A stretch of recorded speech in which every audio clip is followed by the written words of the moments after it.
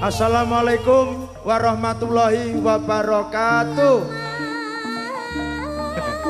Sajaknya kok kurang semangat nggih. Dipun ulangi malih nggih. Niki sajake kuwareken ketinggalan nggih. Kula bali malih saya ulangi lagi. Assalamualaikum warahmatullahi wabarakatuh. Nah.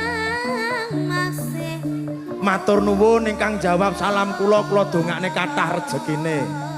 Sehat batin.